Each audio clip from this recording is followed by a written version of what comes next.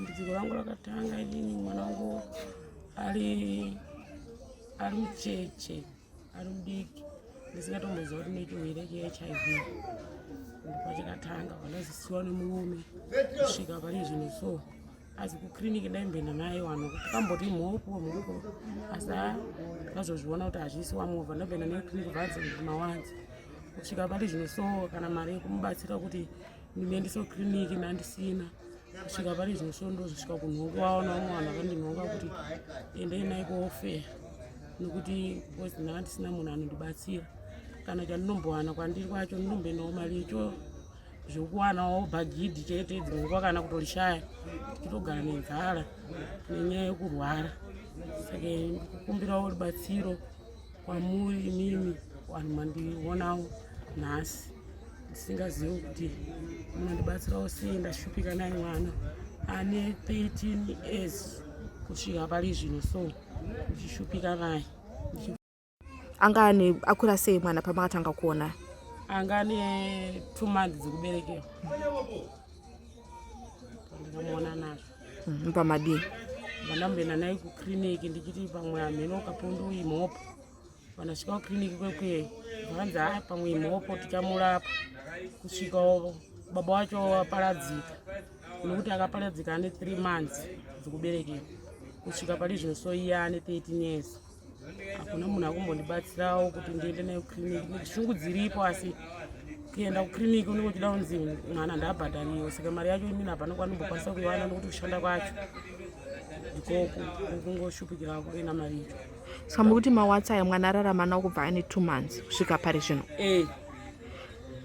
Kusvika pari zvino asikatomboziva kuti ndandotosvikawo pari zvino so. Aenda kuchikoro ndaingodenzwa nevanhu kuti yamone paanoenda kunoita wiwi paya, wobva aisvika paya paanoda kuita wiwi anobva aona akuwawiwa, anobva ndadenziwa kuti hei kuno mwana akaita sei. Obva atanga kutariswa navamedhemu kuti ndatomboenda komba hachatombokwanisa kubuda nebhladha raanenge achibuda kana gwidiwa adonha angoita sei. Saka vanobva nditi yamutorechi mwana wenyu. Kusvikawo pari zvino so ndobva ndazomboenda naye kwaranda kukiriniki. Ndatakurwa futi nevanhu ofeya wacho wamwe wacho vanzonzi mwana vatoenda kuchekewa. Pandakadzoka naye kechi2 vanzonzi wanhu kubhindura vana vakanda mari. Kusvika pari zvino so pandazosvika kubhindura kwacho ndichitovaudza vati munhu wacho hatisi kuziva kuti ndiani akasaina mapepa eisnati asina mbokanda mari. Kusvika pari zvino so ndaonewa nevanhu veziveto vacho vachifamba kusvika pari. Ini ndikukumbira kubatsirwa kuti mwana wangu akumidze kubatsirwa nenguva nokugarisa kwaita zvinhu kuti akure, nokuti aendewo kuchikoro aite upenyu hwake uri nani. Handino mwari kuti zvinoita here nekukumbira kwandinenge ndichiita. Kuchipatara ndakaenda ndatorwa vazonzi mwana uyu makagara naye kubva ari mucheche kusvika pari zvino so. Vandati ehe, vanzi kuna murume here akamurepa mwana uyu kuti awanikwe nechirwere. Ini ndikati zvakutoda iye kubvunza, nokuti ini ndoshera kuti nguva ndisipo handingamurambire mubvunzei.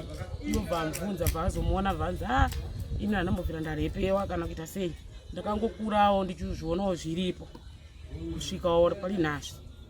Ndinambobvira ndaitawo kunge zvikaita vamwe, zvokuti ndakaona vamwe ushungurudzika kuti kwenini ndichaitawo izvozvo here, ndichaporawo here, ndichatonga abi yangu here, ndichaendawo kuchikoro here, kana kuti kupedza kumuchidzira pano nepano. Asi andotozviramba kuti mama inge ndakangokura ndakadaro, ndakambodaro lini, kana zvekuti ndiratidze mukomana kuti uya tidaisowo handisati.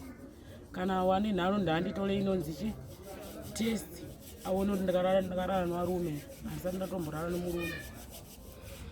Nokuti ndikuona ndinge kubva ari mucheche kusvika pari zvino so zvakumukanganisa nokukura kwazvaita. Saka ndikuona dambudziko racho ndopariri, kuti kana kwapisa so anoshungurudzika, anokwenya, anoramba zvigumwe zvakadzika chikwenya. Saka ndipanoona ndopanobva dambudziko rokukwenya kwekwe ndokuwawiwa, ndopanozobuda ropa. Unobva atadza kuita sei kufamba, inga munhu iwe munhu chaichai kana zuva richipisa usina kupfeka siketi yaiti ukasvuka. Unongoziva kuti nyama nete, unobva watotadza kuita sei kufamba. Unobva atotanga kudhangana kuti have mundibatsirewo munditore. Ndakasvika ndobva ndatomisa mvura inotonhora, ndomutora vhese rini ndomudira. panombokwanisa kufamba asi nguva zhinji nomutakura